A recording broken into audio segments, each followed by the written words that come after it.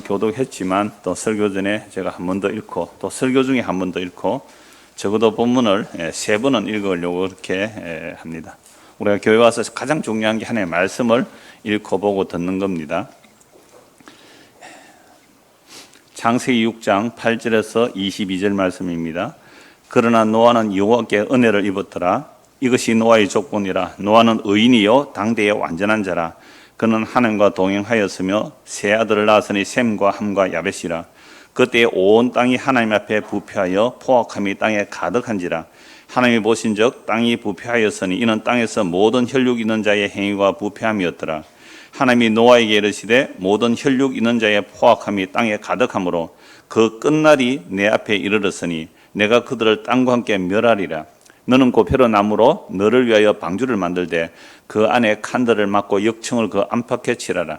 내가 만들 방주는 이러하니 그 길이는 300규빗, 너비는 50규빗, 높이는 30규빗이라. 그게 창을 내되 위에서부터 한 규빗에 내고 그 문은 옆으로 내고 상중하 3층으로 할지니라. 내가 홍수를 땅에 일으켜 모든 무릇 생명이 기운이 있는 모든 육체를 천하에서 멸절하리니 땅에 있는 것들이 다 죽으리라.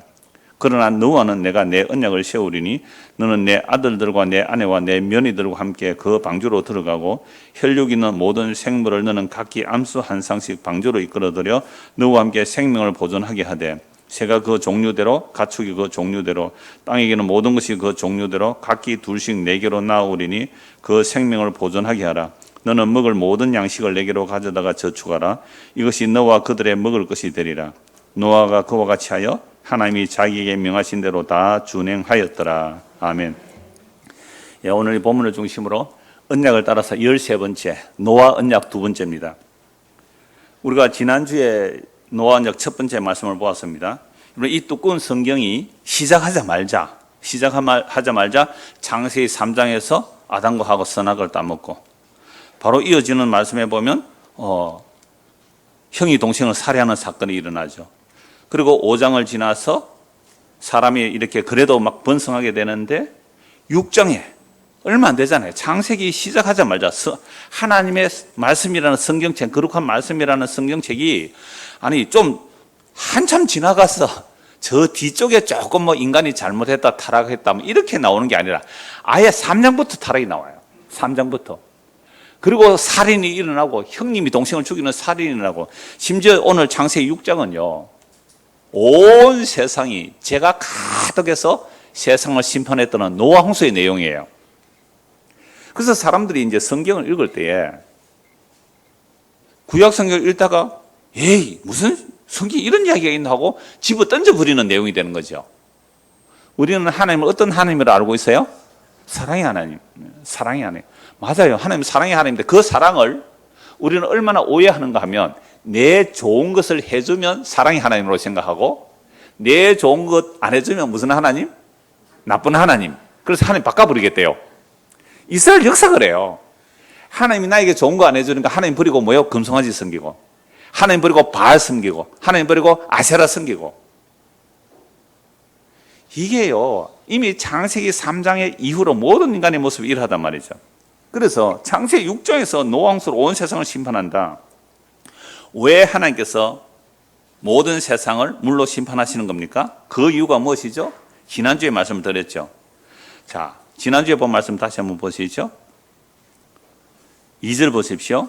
하나님의 아들들이 사람의 딸들의 아름다움을 보고 자기들이 좋아하는 모든 여자를 아내로 삼는지라. 자기들이 뭐 한다고요? 자기들이 좋아하는 모든 여자로 아내로 삼죠. 아니 당연하잖아요. 우리 남학생들 왜 열심히 공부해요? 내가 좋아하는 여자를 아내로 삼기 위해서 열심히 공부하는 거예요. 그래서 공부 안 하면 어떻게 해요? 공부 안 하면 옛날에 그런 광고가 나왔어요. 얼굴도 못생긴 것들이 잘난 척이나 하는 그 코미디언 누구예요? 정종철 맞을 거예요. 얼굴도 못생긴 것들이 잘난 척이는 그 사람이 집사님이에요. 간증하러 다닌다니까? 그분이 광고에서 뭐가 나오냐면요. 수업 시간에 졸고 있는 거예요. 여학생인데, 여학생이 수업 시간에 졸고 있어요. 졸고 있으니까 꿈에 누가 나타나요? 네 졸면 정종철 같은 신랑 만난다. 정종철이가 그 부자예요. 집사님이고 간증하러 다닌다고요. 그러니까 제가 왜 이 말씀을 드리냐면 사람들이 평소에 자기 좋아하는 대로 살아가는 이 모습, 자기 좋아하는 대로 살아가는 이 모습이 어떤 모습이냐 하면 사람의 마음의 생각과 계획이 어떻다고요? 항상 악하대요. 사람의 마음의 생각이 항상 악하다. 5절 보십시오. 여호와께서 사람의 지약이 세상에 가득함과 그의 마음으로 생각하는 모든 계획이 어떻다고요? 항상 악하다. 그러니까 가끔 착할 때 있어요, 없어요? 가끔 있어요, 없어요? 있어요, 없어요? 아니, 어떤 분은 있어야 하고 어떤 분은 없어야 하는데 이거 통일이 안 되네요. 자, 그럼 성경대로 합시다. 성경대로 우리는 여호와께서 사람의 지약이 세상에 가득함과 그의 마음으로 생각하는 모든 계획이 어때요? 항상 악해요. 그는 어때요? 가끔 착할 때도 있어요? 항상 악해요? 성경대로 하면 당신이 근우예요. 내가 이쪽으로 물었는데. 그러니까 우리 마음의 생각과 계획이 항상 악하다는 거예요. 그러니까 우리는 가끔씩이라도 선할 수 있어요, 없어요? 없다는 거예요. 없다는 거예요. 왜? 항상 악해요. 성경을 우리가 접근할 때에 창세기 6장에서 이 말씀부터 접근 안 하면 자꾸만 우리의 악한 것들을 모아서 선이라고 하나님께 갖다 바치려고 한단 말이에요. 하나님 보실 때는 뭐라고 해요? 네 마음에 생각하는 모든 계획이 항상 악한데 네가 이걸 가지고 하나님께 영광 돌리겠다고 만들고 가져온 그거 악한 거야 라고 말씀을 하는 거죠. 여러분 이렇게 말하면 발작합니다. 발작. 누가요? 하나님의 율법을 지키는 바리새인들이 뭐시라? 그럼 내가 이렇게 성전 지었는데, 내가 이렇게 11조를 했는데, 내가 이렇게 일에 2번이나 금식하는데, 내가 이렇게 전도를 많이 했는데, 이렇게 내가 많이 구제했는데 내가 악하단 말이야? 이렇게 대드는 거예요. 그때 예수님이 이렇게 말씀하세요. 너희가 내 말을 안 듣는 거 보니까 너희 아버지는 마귀야. 정말 돌아버리죠. 뭐라? 하고 예수를 죽여버리는 거예요. 그러니까 성경이 이미 창세기 6장에서 이미 사람의 마음의 생각과 계획이 항상 언제 어디서나 악하다는 것에서 출발하지 않으면 우리는 성경이 안 보인다는 거예요. 우리는 창세기를 6장을 보면서 이미 3장, 4장, 5장, 6장을 보면서 와, 우리 마음의 생각과 계획이 항상 악하다. 이거 인정하면요. 이걸 정말로 우리가 하나님의 은혜로 인정하게 되면 내가 나의 의를 주장할 수가 없고 내가 옳다고 주장할 수가 없어요. 그럼 부부싸움 왜 해요? 부모 자식 간에 왜 다퉈요? 교회에서 사람들끼리 왜 다퉈요? 뭐 때문에 다퉈요? 내가 옳다는 것 때문에 다툽니다. 내가 이거는 잘못했지만 이거는 잘했잖아. 이래요, 안 해요? 싸울 때. 슬로바키아에서 오신 분은 안 그래요? 그쪽 동네는 달라요? 그러니까 우리는요, 언제라도 내가 그래, 그거 잘못한 거 맞다. 인정할 때가 있어요. 인정할 때는 언제 인정해요? 공격 2가지 할 때 인정합니다. 그런데 너는 이것도 잘못했잖아. 거기에 비하면 나는 너보다 낫잖아. 이런 모습이 뭐라고요? 네, 항상 악한 거예요. 왜? 자기 좋은 대로 생각하거든요. 자기 좋은 대로. 방금 그 사람 기도했잖아요. 우리가 선악 것 따먹고 나니까, 창세기 3일 선악 것 따먹고 나니까 선과 걸 항상 선과 악을 내 중심으로 판단하고 살아가요. 이게 항상 악하다는 것은 이 세상에 포악한 범죄를 말하는 게 아니라 자기 좋은 대로 살아가기. 자기 좋은 대로 살아가기. 자기 마음에 좋은 대로 먹고 마시고 사고 팔고 시집가고 장가가는 요 아이들도 지금 자기 좋은 대로 살아가는. 자기 좋은 대로 살아가는. 이걸 인간들은요, 선이고 진리라고 생각하잖아요. 이게 선악의 판단을 자기 중심으로 하고 살아가는 타락한 인생의 실상. 이게 오늘도 이 세상에 제약이 가득한 모습은요, 왜 다툼이 일어나는 거예요? 남과 북이 왜 다퉈요? 남한과 북한이 왜 다퉈요? 동과 서가 왜 다퉈요? 보수와 진보가 왜 다퉈요? 뭐 때문에? 자기 생각이 항상 옳다는 생각 때문에, 자기 생각이 옳다는 것 때문에. 이걸 확정 편향이라 그래요. 자기 생각을 가지고 있으면요, 이건 옳대요. 누가 뭐라 그래도 자기 생각이 옳다는 거죠. 그래, 하나님 보실 때는 어때요? 똑같아요, 다. 그래서 우리 성경대로 믿어야 되잖아요. 사람의 마음으로 생각하는 모든 계획이 가끔 악하다? 아니죠.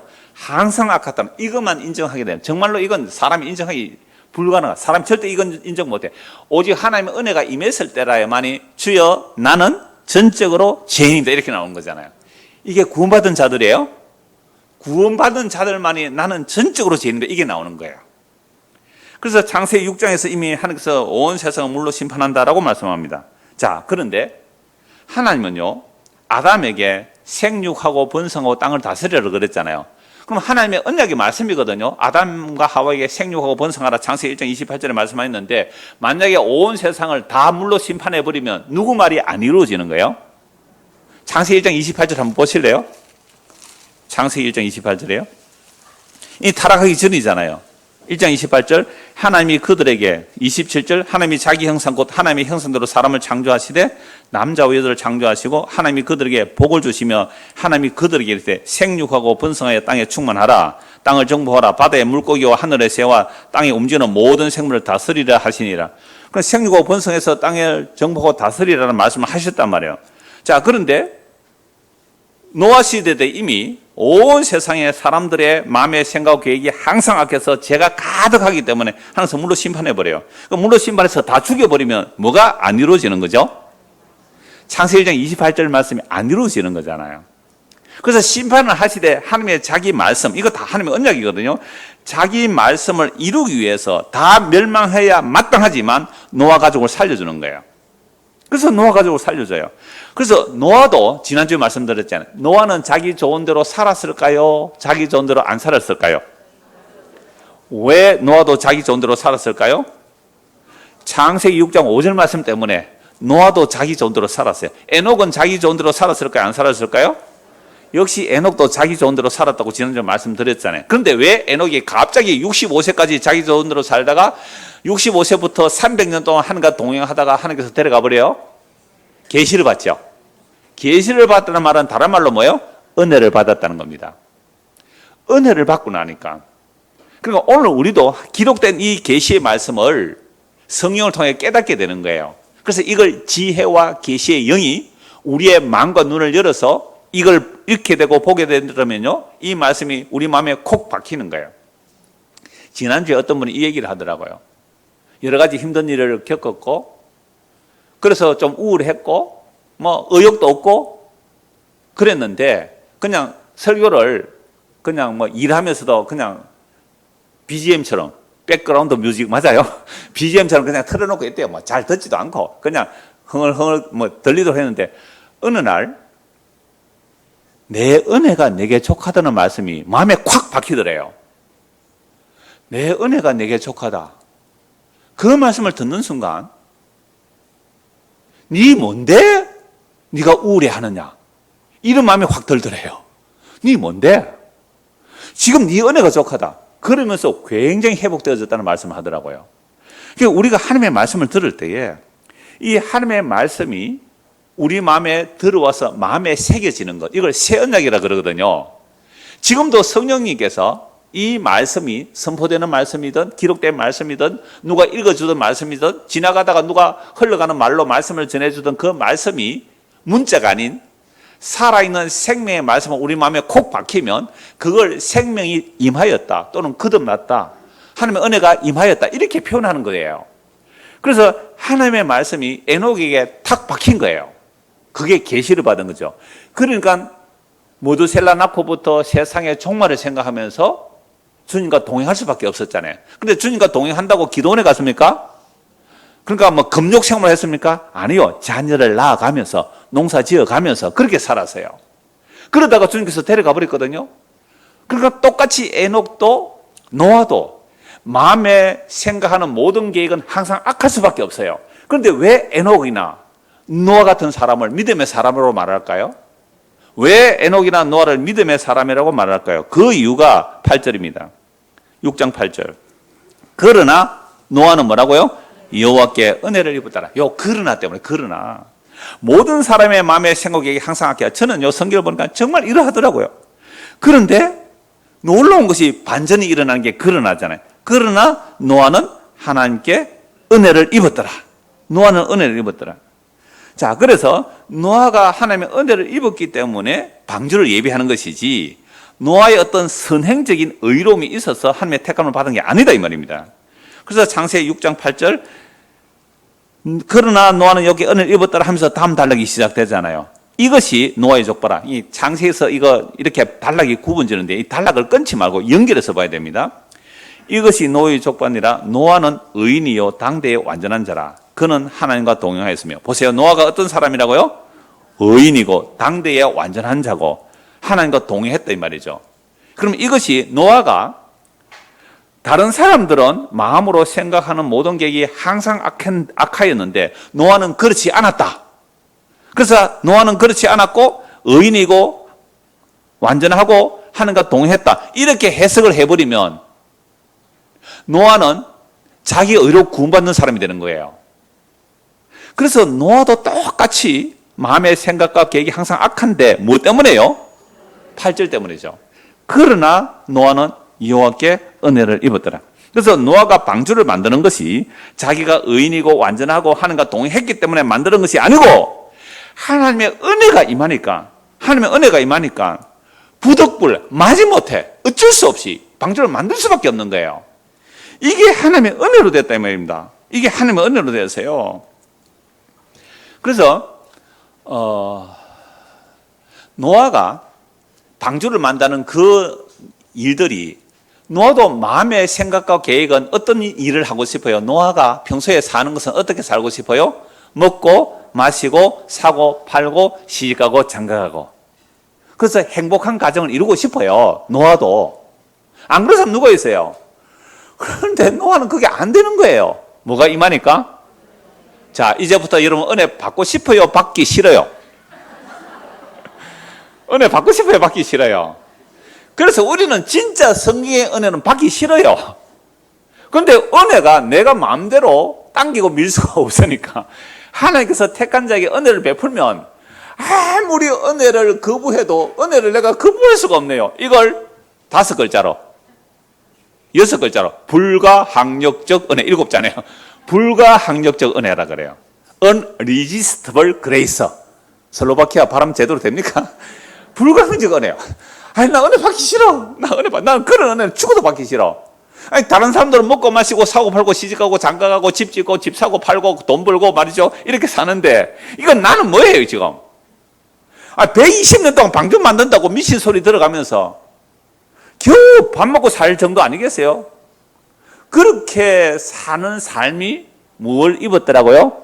은혜를 입었다. 이것을 히브리서 11장에는 믿음으로 살았다 이렇게 말합니다. 은혜를 받았다, 믿음으로 산다 같은 말이에요. 하나님의 은혜를 받았다는 것은 하나님의 약속의 말씀이 진짜로 믿어지는 거예요. 진짜로 믿어진다니까요. 이 세상은 물로 심판받는다는 말씀이 노아가 은혜를 입고 나니까 그게 믿어지는 거예요. 거부할 수가 없는 거예요. 방주를 안 만들 수가 없는 거예요. 부득불 방주를 만들 수밖에 없어요. 바울 사도가 예수 믿기 전에는 자기 의로 예수 믿는 사람 잡아 죽인 사람 아닙니까? 교회를 다 없애버리는 것이 하나님의 영광인 줄 알았는데 예수님 만나고 나니까요. 복음을 전하는데 부득불 전하는데 부득불 안 전하면 안 된다는 거예요. 그래서 바울이 어떤 사도보다 더 많이 수고하고 정말 목숨 바쳐 바울만큼 수고한 사도가 없어요. 근데 바울이 고린도전서 15장 10절에 뭐라고 말씀하세요? 이렇게 한 것은 누가 아니고 내가 아니고. 야 바울 진짜 열심히네. 대부분 사람이 이렇게 말하더라고요. 바울이 예수를 믿기 전에도 열심히 했는데 예수 믿고 나도 열심히네 이렇게 말하더라고요. 아니요. 바울은 예수 믿고 나서 정말 하나님의 그 은혜의 복음을 전하는데요. 자기가 한 게 아니래요. 내가 한 것이 아니요. 뭐라고요? 하나님의 은혜가 헛되지 아니하여 이렇게 되었습니다. 그럼 노아에게 물어보죠. 야 노아 당신은요 다른 사람들 다 먹고 마시고 사고 팔고 시집가고 장가는 어떻게 당신은 방주를 그렇게 만들어서 다 사람들이 빠져 죽는데 당신은 안 빠져 죽고 방주에 탔어요? 라고 물어본다면 노아가 뭐라고 말할까요? 내가 아니고요. 나도 다른 사람들하고 똑같이 살고 싶었어요. 그런데 하나님의 은혜가 나를 밀어붙이니까 그 은혜가 헛되지 않아 해서 내가 방주 만들고 탔지 내가 한 거 아니에요. 이런 자들이 어떤 사람이라고요? 믿음의 사람들이고, 이런 사람들이 은혜 받은 사람들이고, 이들이 천국 백성이에요. 그러면 천국 가서 이런 사람들은 무슨 얘기 할까요? 하나님의 은혜 외에는 할 말이 없네요. 하나님의 은혜 외에는. 이게 모든 믿음의 사람들이 간 길이에요. 그래서 11절 보십시오. 그때에 온 땅이 하나님 앞에 부패하여 포악함이 땅에 가득한지라. 하나님이 보신즉 땅이 부패하였으니 이는 땅에서 모든 혈육 있는 자의 행위가 부패함이라. 전부 썩었단 말이에요. 썩었단 말이에요. 부패했다. 그러니까 우리 중고등 학생들이요, 세상에 뭐 좀 안 좋은 일을 보면 와, 세상 완전 썩었다 이러더라고요.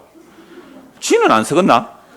다 썩었어요. 온 세상이 다 부패하고 썩었단 말이에요.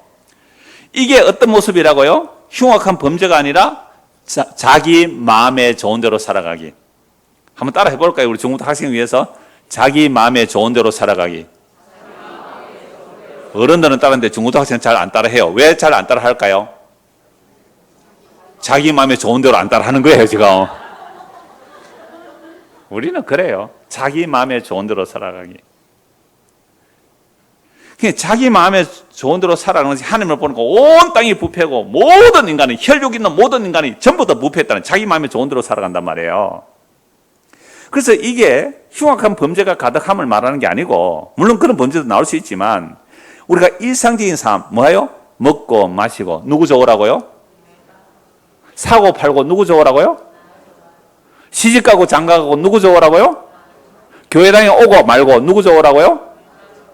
장로근사 말고 누구 좋으라고요? 휴가 가고 말고 누구 좋으라고요? 그러니까 이렇게 사는 이 삶이 마음의 생각이 항상 악한 것이고 땅에 부패가 가득한 거예요. 그러니까 우리가 이런 일상적인 삶을 살 때 오늘 뭘 먹을까? 뭘 마실까? 오늘 점심 뭘 먹지? 라는 것을 하나님이 기뻐하실까? 아니하실까? 이 생각했어요. 휴가 어디 갈까? 하나님 휴가를 어디 가는 게 좋을까요? 이 생각하고 휴가 계획 짜세요. 야, 이번 휴가는 정말 저 조용한 기도원에서 말씀에 전무해야지. 정말 기도하고 은혜 받아야 이렇게 휴가 계획 짰어요. 그러니까 벌써 우리의 일상적인 삶이 우리의 마음의 생각이 하나님을 기쁘시게 하지 않더란 말이에요. 어제도 그 청소하러 오신 그 부산 팀에서 성경 한 장 읽는 게 힘들다 그러더라고.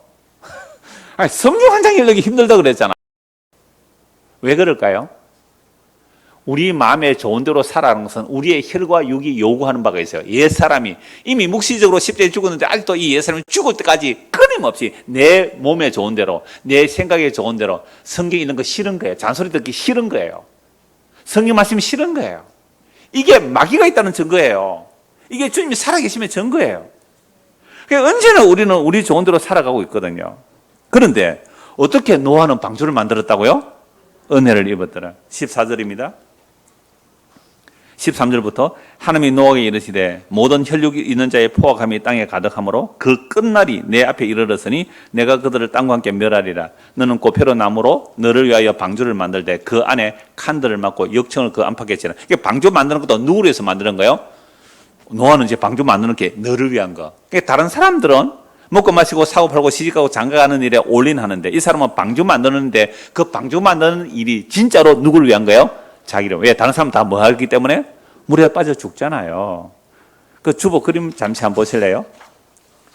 이 구스타브 도레라는 사람이 성경 사파거든요. 이거 판화로 그린 거라 그래요. 성경 사파인데 굉장히 세밀하게 되어 있는데 오늘 나중에 결론에서 볼 말씀, 그 방주와 비둘기인데 벌써 이거 1년이 넘어서 비둘기가 나오거든요. 약 80일 정도 방주 안에 있다 나오기 때문에 이 시체 이렇게 있을 수 없거든요. 1년 만에 이거 다 부패되고 전부 다 뭐 뼈다귀 다 살은 다 썩어버리고 뼈다귀는 다 뭐 묻혀버리고 이렇게 되는데 왜 이렇게 그림을 그렸을까요? 방주의 안 탄 자의 모습이 이렇다라는 것을 설명하기 위해서 이렇게 한 거죠. 그러니까 이 방주 안에서 무려 1년을 넘게 있다면 1년을 넘게. 그러면 방주에 이렇게 탄 것은 노아가 120년을 방주를 그렇게 만들고 탔다면 그게 결국은 누구를 위한 거였어요? 하나님의 은혜가 임하여 어쩔 수 있어요. 방주를 만들어지면 그 방주 만들어서 결국 노아 자기를 위해서 그렇게 했더란 말이죠. 그래서 방주를 만들고 그 안에 칸들을 막고 역청을 그 안팎에 칠하라. 네가 만들 방주는 역청 안팎으로 역청을 칠하는 거죠. 콜타르 같은 거 있잖아요. 그럼 그거 바르면 물 안 들어오잖아요. 그러니까 그 노아의 갈대 상자도 큰 거예요. 모세의 갈대 상자, 노아의 방주하고 모세의 나중에 모세 언약할 때 말씀드리겠는데 그 모세의 갈대 상자 있잖아요. 그것도 방주라는 단어하고 똑같은 단어예요. 히브리랑 똑같은 단어예요. 그 상자에 이제 안팎에 역청을 칠해서 물이 안 들어도 만들었단 말이죠. 15절. 네가 만들 방주는 이러하니 그 길이는 300규빗, 너비는 50규빗, 높이는 30규빗이라. 요 크기를 옛날에 제가 군에 있을 때에 그 조선공학 교수가 와서 특강을 한번 했는데요. 군인들 앞에서. 뭐라고 특강을 했냐면 요 크기가 약 150m, 길이가 150m, 폭이 한 50m. 이 크기가 폭풍 위에 가장 안전한 배의 크기래요. 그 조선공학 교수가 시뮬레이션 할 수 있잖아요. 그러니까 그리고 3층을 만들면 거기에 현재 있는 동물들, 노홍수 위에 살아남는 그 동물들의 평균 무게가 들어갈 수 있고요. 자, 그리고 식량을 준비하라 그랬잖아요. 1년 넘게 먹을 식량이니까. 그래서 이 조선공학 교수 그 팀에서 이렇게 계산을 해보니까 톤수가 오버되더래, 넘치더래요. 야, 이거 왜 이럴까 하고 고민하던데, 짐승, 그 많은 짐승과 사람이 1년 먹을 양식은 엄청난 양이잖아요. 근데 오버가 이건 좀 극적인 것을 청년들에게 전하기 위해서 그렇게 했는지 모르겠지만 톤수가 좀 오버돼서 다시 계산해 보니까 답이 안 나오더래요. 그때 배를 타면 음식 먹는 양이 약 절반으로 준대요. 활동 안 하죠. 갇혀 있죠. 소화 안 돼요. 그러니까 배멀미하죠. 그 무게를 빼니까 거의 정확한 톤수가 나오더라면 이렇게도 말을 하던데요. 어쨌거나 간에 이게 그냥 전설의 이야기가 아니라 얼마나 구체적으로 설계를 말해요. 위에서 한 겹의 창을 내고 1, 2, 3층을 만들고 암수 짐승이 들어가게 하라고 말씀하죠. 자, 17절. 내가 홍수를 땅에 일으켜 물어 생명의 기운이 있는 모든 육체를 천에서 멸절하니 땅에 있는 모든 것 다 죽으리라. 자, 18절 같이 읽읍시다. 그러나 너와는 내가 내 언약을 세우리니 너는 내 아들들과 내 아내와 내 며느리와 함께 그 방주로 들어가고. 최초로 나오는 언약이라는 단어예요. 최초로 나오는 언약. 그런데 누구 언약이라고 그래요? 내 언약. 하나님의 자기 언약이래요. 그런데 너와는 내가 하나님이죠. 내 언약, 하나님의 언약이죠. 그런데 내가 내 언약을 너와 세우겠다. 요 언약을 세운다라는 말이 원래는 자른다는 뜻이에요. 세운다는 요 단어가 우리 번역으로는 세운다고 되어 있는데 이 단어가 자른다라는 뜻이거든요. 그래서 하나님의 언약을 세운다. 언약이라는 건 이제 베리트라는 말이고 이 자른다는 말이 카라트인데요. 그러니까 카라트 베리트. 언약을 세운다. 히브리 단어대로 번역하면 언약을 말한다고요? 자른다. 제가 언약 체결 방식에서 말씀했잖아요.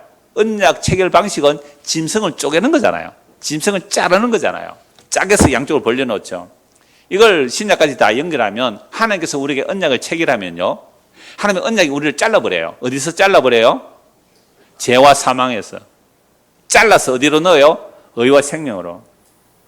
하나님의 언약이 우리에게 임하며 땅에 들어붙으려고 하는 우리를 은혜를 베풀어서 땅에서 떼내서 어디로 들어가게 해요? 방주 안으로 들어가게 하고 예수 안으로 들어가게 해요.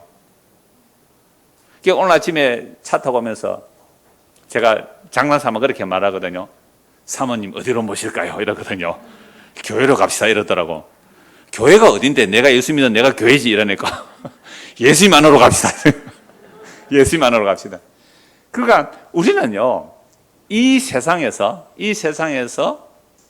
내가 예수님 안으로 들어갈 수가 없어요. 허물과 죄로 죽은 자가 어떻게 생명으로 들어가요?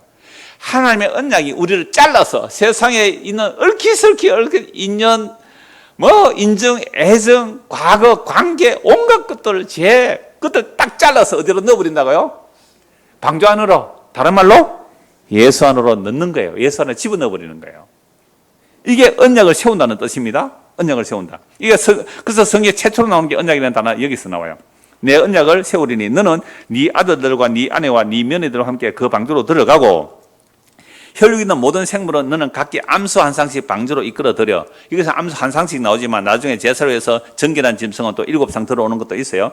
자, 혈육 있는 모든 생물을 너는 각기 암수 한 쌍씩 방주로 이끌어들여 너와 함께 생명을 보존하게 하되 새가 그 종류대로 가축이 그 종류대로 땅에 기는 모든 것이 그 종류대로 각기 둘씩 내게로 나오리니 그 생명을 보존하게 하라. 뭐 물고기들은 안 들어옵니다. 물고기 물로 심판하기 때문에 땅에 있는 것은 심판 안 해요.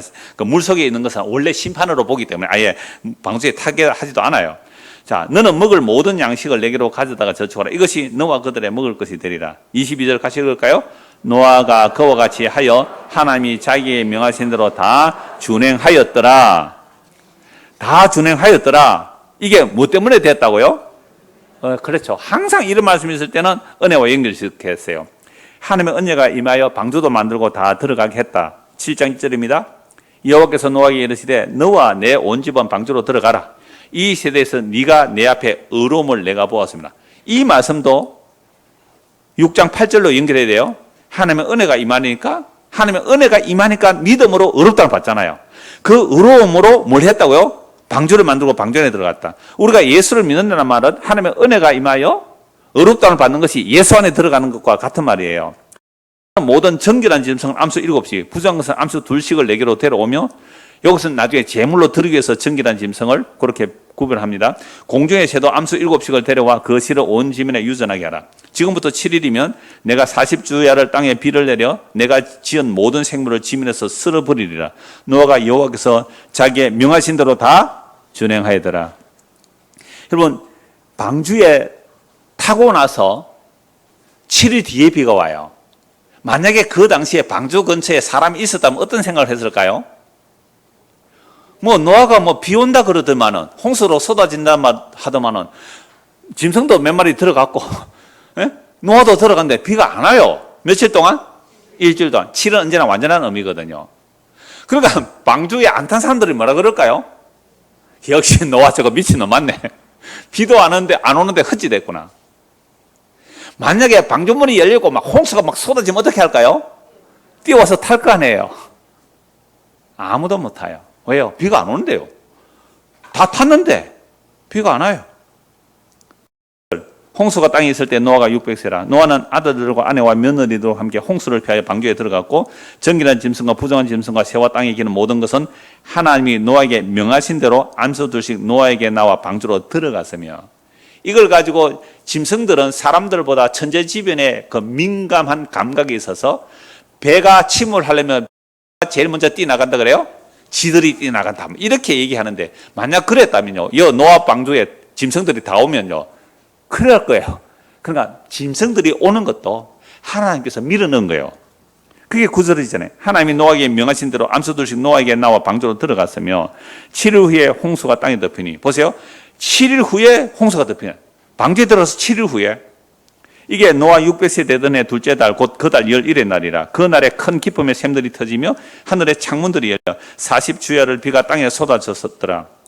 곧 그 날에 노아와 그의 아들 셈 한 야벳과 노아 아내와 세 명이 다 방주로 들어갔고 그들과 모든 들짐승 그 종류대로 모든 가축이 그 종류대로 땅에 기는 모든 것이 그 종류대로 모든 새가 그 종류대로 무릇 생명의 기운이 있는 육체가 2씩 노아에게 나와 방주로 들어갔으니 들어간 것들은 모든 것이 암수가 하나님이 그에게 명하신 대로 들어가며 보세요. 무엇 때문에? 하나님 명하신 때문에. 그러니까 모든 짐이 다 들어가는 게 아니에요. 짐승 중에도 택해야 돼요. 명하신 자들이 명하신 짐이 들어가는 거예요. 여호와께서 그를 들여보내고 뭐 했다고요? 문을 닫으시나. 누가 닫아버려요? 하나님이 닫아버려요. 하나님이 닫아버리면 열 자가 없습니다. 닫으면 열 자가 없고 열면 닫을 자가 없는 그 주님이란 말이에요. 이걸 이미 보여주잖아요. 계시록에서 열면 닫을 자가 없고 닫으면 열 자가 없다는 주님이잖아요. 문을 닫아버려요. 홍수가 땅에 40일 동안 계속된지라 물이 많아져 방주가 땅에서 더 올랐고 물이 더 많아져 방주가 물 위에 떠다녔으며 물이 땅에 더욱 넘치며 천하의 높은 산에 다 잠겼더니 물이 불어서 15규빗이나 오르니 산들이 다 잠기네. 최고 높은 산이라는 곳에서 15규빗 더 높아져 버렸죠. 15규빗, 한 규빗이 예를 50cm라고 하면 몇 미터예요? 5 곱하기 15 하면 얼마예요? 15규빗 50 75m입니까? 7.5m입니까? 계산 잘 안 되죠? 하여튼 5천원 다 잠겼어요. 자, 물이 불어서 15급이나 오르니 산들이 잠긴지라. 땅 위에 움직이는 생물이 다 죽었으니 곧 새와 가축과 들지면 땅에 기는 모든 것과 모든 사람이라. 육지에서 그 코에 생명의 기운이 숨어 있는 것 다 죽었더라.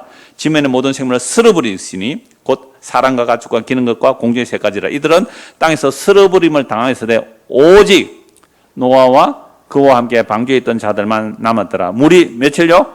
150일 동안 땅에 넘쳤더라. 40일 홍수로 쏟아지고 방주가 떠오르고 물이 150일 땅에 넘쳤고, 그 다음에 물이 이제 깔아넣는 시간이 또 필요하겠죠. 예, 깔아넣는 시간이 필요해요. 그래서 8장 1절부터 보십시다. 하나님이 노아와 그와 함께 방주에 있던 모든 들짐승과 가축을 기억하시고, 하나님이 기억하시고 돌보시고, 하나님의 바람을 땅 위에 불게 하시며, 바람이 불면 어떻게 해요? 물이 증발되겠죠. 물이 줄어들었고, 그 다음에 깊음의 샘과 땅에 터져오는 그 샘이 닫히죠. 하늘 창문이 닫히고 하늘에서 비가 그치며 물이 땅에서 물러가고 점점 물러가서 150일 후에 줄어들고, 일곱째 달 곧 그 달 11의 날에 방주가 아라랏 산에 머물렀으며 물이 점점 줄어들어 열째 달 곧 그 달 초 하룻날에 산들의 봉우리가 보였더라. 40일을 지나 노아가 그 방주에서 낸 창문을 열고 까마귀를 내놓으며 까마귀가 물이 땅에서 마르기까지 날아 왕래하였더라. 그 까마귀는 방주로 안 들어와요. 물에서 왕래하고 뭐 산이 묻이 드러나서 거기 뭐 거할 수도 있고 뭐 썩은 것들도 안 주워 먹겠어요, 까마귀들은. 자, 그런데 8절, 그가 또 비둘기를 내놓아 지면에서 물이 줄어드는지 알고자 하며 온 지면에 물이 있으므로 비둘기가 발붙일 곳을 찾지 못하고 방주로 돌아와 그에게 돌아오는지라. 그가 손을 내밀어 방주 안 자기로 받아들이고 또 7일 기다려 다시 비둘기를 방주에서 내놓으며 저녁 때에 비둘기가 그에게로 돌아왔는데 그 입에 감람나무 새 잎사귀가 있는지라. 이에 노아가 땅에 물이 줄어든 줄을 알았으며 또 7일을 기다려 비둘기를 내놓으며 다시는 그에게 돌아오지 아니하더라. 이제 물이 다 빠졌다 이 말이죠. 이게 무려 380일 정도 걸려요. 한 달을 30일로 계산하면요, 1년하고도 약 10일에서 15일 정도 걸리는 시간이에요. 여러분, 노아 홍수가 그냥 전설의 이야기 같으면 이렇게 세밀하게 할 이유가 없잖아요. 그리고 이 노아 홍수를 통해서 왜 이렇게 세밀하게 말씀을 할까요? 13절, 601년 첫째 달 곧 그 달 초 하룻날에 땅 위에서 물이 그친지라. 노아가 방주의 뚜껑을 제치고 본즉 지면에 물이 그쳤더니 둘째 달 21의 날에 땅이 말랐더라. 하나님이 노아에게 말씀해 이르시되 너는 내 아내와 내 아들들과 내 며느리도 함께 방주에서 나오고 너와 함께 한 모든 혈육 있는 생물 곧 새와 가축과 땅에 기는 모든 것을 다 이끌어내라. 이것들이 땅에서 생육하고 땅에서 번성하리라. 아까 누구에게 한 말씀이에요? 아담에게 한 말씀. 아담에게 한 말씀이 인간들이 죄로 인하여 타락하여 온 세상이 받아도 하나님의 이 말씀, 아담에게 생육하고 번성하라는 이 말씀을 이루시기 위해서 누구를 살려줘요? 노아를, 은혜를 베풀어 살려주시죠. 이렇게 하셔야 누가 오시는 거예요? 영원한 하나님의 약속인 예수 그리스도가 오신단 말이에요. 그 노아 홍수를 통해서도 하나님께서 노아를 살려주시는 이유가 예수 그리스도가 오셔야 되기 때문에. 이게 성경 전체가 하나님의 자기 약속을 인간의 반역과 불신앙과 배신에도 불구하고 하나님의 자기 약속을 어떻게 이루어 나가는지를 일목요연하게 보여주는 거예요. 여러분, 노아도 아까 말씀드린 노아도 에녹도 어떻다고요? 마음의 생각과 계획이 어려서부터 항상 악해요. 그를 함에도 불구하고 하나님께서 왜 방주를 만들게 하시고 은혜를 베풀어 주시는가? 하나님의 자기 영원한 약속을 이루기 위해서 이렇게 하는 겁니다. 20절, 노아가 여호와께 제단을 쌓고 이제 방주에서 나왔어요. 정결한 짐승과 모든 정결한 새 중에서 제물을 취하여 번제로 제단에 드렸더니 여호와께서 그 향기를 받으시고 그 중심에 이르시되 내가 다시는 사람으로 말미암아 땅을 저주하지 아니하리니 이는 사람의 마음이 계획하는 바가 어려서부터 악함이라. 내가 전에 행한 것 같이 모든 생물을 다시 멸하지 아니하리라. 그럼 방주에서 나오고 나서 하나님께 노아가 제일 먼저 하는 일이 뭐예요? 번제로 드리죠. 정결한 짐승으로, 정결한 새와 짐승으로 번제를 드리죠. 여호와께서 그 향기를 받으셨다는 거예요. 그러면 노아가 방주에 들어가서 살게 된 것은 노아의 의가 아니라 앞에서는 하나님의 은혜이지만 그 은혜를 설명하기 위해서 지금 뭐 하는 거예요? 짐승이 희생됐다는 거예요. 그 정결한 짐승의 희생, 피 흘림은 누구를 말하는 거죠? 세상 죄를 지고 간 하나님의 어린 양이잖아요. 그래서 그에게 모든 정결한 짐승의 희생으로 그 죄가 용서된다는 것은 그림자로서 장차 오실 그리스도의 희생으로 이들이 용서받는 거죠. 그러니까 노아가 이런 정결한 짐승의 살았다는 것을 은혜가 먼저 나오고 그 뒤에 희생 제물을 통하여 은혜를 설명하는 겁니다. 노아가 왜 방주를 만들었어요? 은혜라 그랬잖아요. 노아가 어떻게 방주에 들어가요? 은혜라 그랬잖아요. 그 은혜가 어디에서 나타나는 거예요? 정결한 짐승의 희생으로 나타나죠. 그 정결한 짐승의 희생이 누구라고요? 예수님이잖아요. 그래서 구약의 마지막 선지자 세례 요한이 예수님을 보고 뭐라고 말해요? 보라, 세상 죄를 지고 가는 하나님의 어린 양이라고 모든 구약을 딱 예수님에게 가르쳐 버리잖아요. 그래서 오늘 저와 여러분들이 예수를 믿는다는 것은 예수님의 희생으로 내가 심판받아야 될 그 심판을, 내가 저주받아야 될 그 저주를 예수님이 대신 받으셨구나. 이게 하나님의 약속을 믿는 믿음이에요. 그래서 21절 여호와께서 그 향기를 받으시고 그 중심에 이르되 내가 다시는 사람으로 말미암아 땅을 저주하지 아니하리니. 왜 땅을 저주 안 해요? 홍수 이후에도 인간의 마음은 달라졌어요? 안 달라졌어요? 안 달라졌어요. 사람의 마음이 계획하는 바가 언제부터요? 어려서부터. 홍수 이전에는 어려서부터도 없어요. 그런데 홍수 이후에는 아예 어려서부터 악하다는 거죠. 우리의 마음의 생각과 계획이 어려서부터 항상 악하다. 그러면 우리가 하나님의 은혜로 구원을 받는다는 것은 결코 우리에게서 나온 것이 아니라 하나님의 영원한 약속을 따라 은혜를 받아서 구원에 이르게 되는 거죠. 그래서 땅이 있을 동안 심음과 거둠과 추위와 더위와 여름과 겨울과 낮과 밤이 쉬지 아니라. 여기서요, 언제까지요? 땅이 있을 동안. 그럼 땅이 앞으로 어떻게 되는 거예요? 사라질 수 있는 거죠. 땅이 사라질 수 있는 거죠. 이게 소돔과 고모라 성을 통해서 보여주고, 그리고 결국 이사야 성경에서도 하늘이 두루마리처럼 사라질 것이고, 그리고 베드로 사도가 눈에 보이는 하늘과 땅이 불에 태워서 사라진다고 말씀하고 있잖아요. 그래서 이런 노아 언약이 어떻게 신약에서 그리스도로 연결되는가 두 곳 말씀 보고 오늘 마무리할게요. 마태복음 3장을 보십시오. 마태복음 3장입니다. 마태복음 3장 13절에서 17절.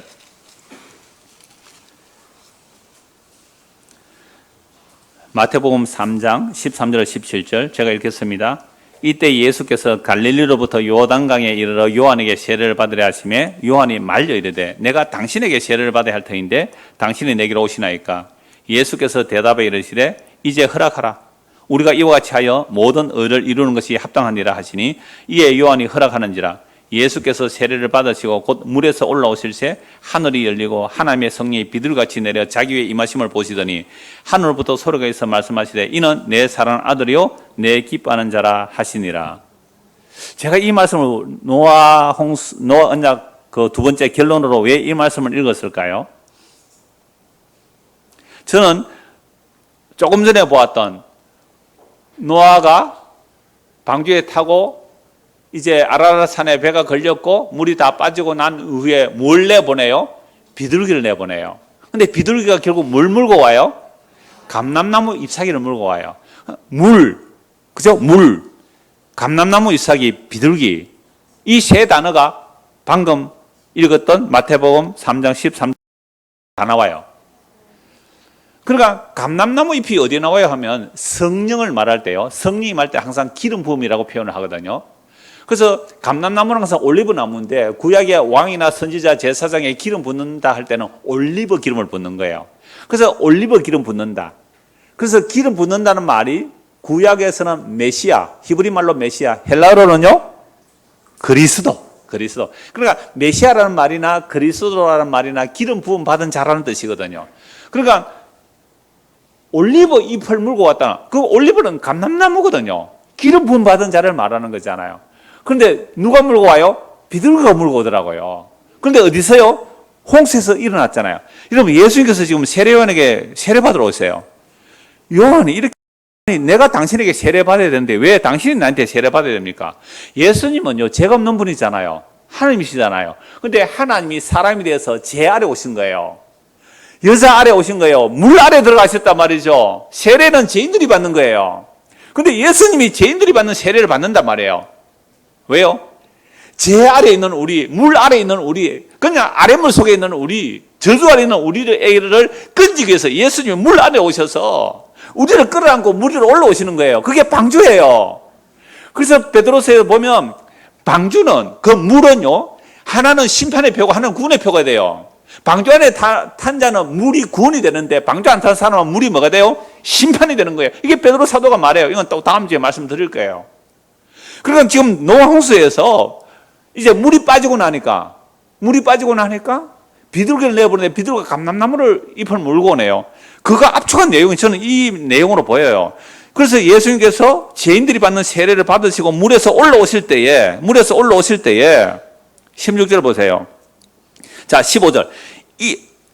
예수께서 대답하여 이르시되 이제 허락하라. 우리가 이와 같이 하여 뭘 이루는 것을 모든 의를 이루는 것이 없다네. 여러분, 하나님은 죄에 대해서 심판하셔야 되잖아요. 그게 하나님의 의로움이거든요. 그러니까 노아 홍수로 살아남은 이유가 뭐라고 했어요? 은혜인데 그 은혜를 보여주는 게 정결한 짐승의 희생이잖아요. 그러면 죄인들이 하나님 앞에 용서를 받는 것은 그 죄를 해결해야 돼요. 그 죄를 해결하는 일을 지금 예수님께서 물 안에 들어가 있었다면 물 속에 완전 잠겼단 말이에요. 물 속에 잠겨서 우리는 물 속에서 아래 물 속에서 먹고 마시고 사고 팔고 시집가고 장가가는 이 저주받은 이 땅, 이 세상 전체가 바다에 있다고 보면 돼요. 그래서 새하늘과 새 땅은 뭐가 없어요? 바다가 없어요. 바다가. 우리는 바다 속에 살아요. 아랫물 속에서 살아간단 말이에요. 그러니까 여기서 살아가는 우리가 그냥 살다가 영원한 멸망을 받아야 되는데 이 아랫물 속에, 이 저주의 땅 속에 죄 없는 하나님이 사람이 되셔서 그 저주를 대신 받으러 물 속에 들어왔잖아요. 물 속에 들어서 자신이 물 위로 올라오시잖아요. 방주에서 물이 다 빠졌어요? 홍수도 물이 방주만 있잖아요. 방주만. 그래서 뭘 내보내요? 비둘기 내보내요. 감람나무 잎을 물고 오죠. 저는 너무나 딱 똑같이 맞아 떨어지더라고요. 16절. 예수께서 세례를 받으시고, 이때 세례는 물 찍어 바르는 게 아니고 완전히 물에 잠기는 거거든요. 그래서 세례를 받아 곧 물에서 어떻게 해요?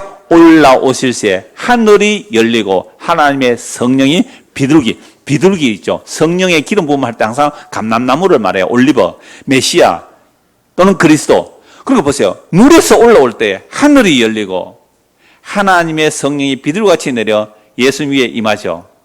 하늘로부터 소리가 있어 말씀하시되 이는 내 사랑하는 아들이요 내 기뻐하는 자라. 그러면 너희는 저의 말을 들으라. 그렇게 말씀하잖아요. 자, 마태복음 24장 보십시오. 마태복음 24장. 이 말씀 보고 말씀 마무리하겠습니다. 마태복음 24장 35절입니다. 내가 진실로 말하노니 이 세대가 지나가기 전에 이 일이 다 일어나리라. 천지는 없어질지언정 내 말은 없어지지 아니하리라. 그러니까 천지보다 뭐가 더 중요해요? 예수의 말씀이죠. 예수님의 말씀 한마디가 뭐보다 중요해요? 천지보다 중요해요. 예수의 말씀 한마디가 천지보다 중요해요. 왜요? 예수님이 천지를 말씀으로 창조했잖아요. 천지를 말씀으로 창조하신 하나님이 자기 뜻이 다 이루면 천지를 없애버리도 되잖아요. 천지는 사라져도 뭐는 안 없어져요? 하나님의 말씀은 영원해. 그 하나님의 말씀이 누구예요? 예수님이잖아요. 말씀이 육신되어 오신 예수님이에요. 천지는 없어지지만 예수의 말은 없어지지 않고 다 이루어지는 거죠. 자, 그러나 그 날과 그때는 아무도 모르나니 하늘의 천사들도 아들도 모르고 오직 아버지만 아시느니라. 노아의 때와 같이 인자의 임함도 그러하니라. 여기서 마태복음 24장 인자의 임함은 언제를 말해요? 십자가 때를 말해요. 십자가 때는 아무도 몰라야 됐죠. 마귀도 몰라야 됐잖아요. 예수님 자신도 모른다는 말씀은 예수님이 자기를 비워 낮추셨기 때문에 그래요. 그래서 인자의 날, 그 십자가의 때는요, 아무도 몰라요. 노아 홍수 때 사람들이 뭐 하면서 몰랐어요? 먹고 마시며 사고 팔고 장구가면서 몰랐듯이 예수님의 그 십자가에 대해서 아무도 몰랐다는 거예요. 노아의 때와 같이 인자의 임함도 그러하리라. 홍수 전에 노아가 방주에 들어가던 날까지 사람들이 먹고 마시고 장가들고 시집가고 있으면서 방주에 다 들어갔는데 비가 안 와요. 며칠 동안요? 7일 동안. 저 미친놈 봐라. 결국 미쳤구나 하고 있을 때에 7일 후에 비가 쏟아져서 홍수가 나서 그들을 다 멸하기까지 깨닫지 못하였으니 인자의 임함도 이와 같으리라. 예수님의 십자가도요, 아무도 몰랐잖아요. 만약에 십자가가 무슨 일인지 알았다면 예수님을 죽이지 않았어요. 예수님 죽이는 것이 자기 망하는 길이니까. 그 십자가의 때 아무도 알지 못하였던 것처럼 우리 지금 다시 오는 날도 아무도 알지 못해요. 그래서 오늘 이 역사 속에서 우리가 이 성경의 말씀의 선포를 듣고 마음으로 믿어졌다면 눈에 보이는 이 하늘과 땅은 어떻게 된다고요? 사라진다는 것.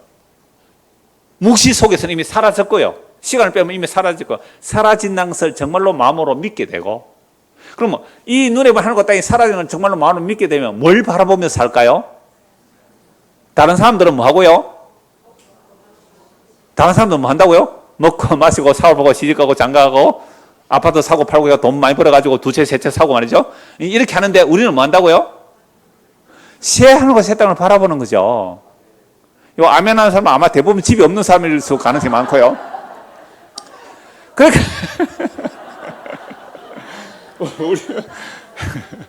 우리의 마음의 생각이거든요. 우리는요 항상 그냥 방주에 안 타는 사람 같아요. 그런데 뭐가 임하니까? 하나님의 은혜가 임하니까 예수의 말씀이 진짜로 믿어진다는 거죠. 이 은혜가 정말로 우리에게 임하기를 간절히 소원합니다. 기도하겠습니다. 하나님 아버지, 예수님께서 하신 말씀이 진리이고 사실입니다. 현실입니다. 그런데 우리는 예수님의 말씀이 자꾸만 현실 같지 않습니다. 정말 믿음으로 사는 사람을 보고 우리들은 현실감이 떨어진다고 말합니다. 현실을 직시하려고 한답니다. 진짜 현실, 진짜 진리는 예수님의 말씀입니다. 천지는 사라질지라도 내 말은 없어지지 않고 다 이루어진다는 이 예수님의 말씀이 우리의 마음에 온전히 새겨져서 그 예수님의 십자가의 피로 새 언약을 새겨주듯이 우리 마음에 새겨져서 예수님의 말씀을 믿고 살아갈 수 있도록 은혜를 베풀어 주옵소서. 예수 그리스도 이름 받들어 기도드리옵나이다. 아멘.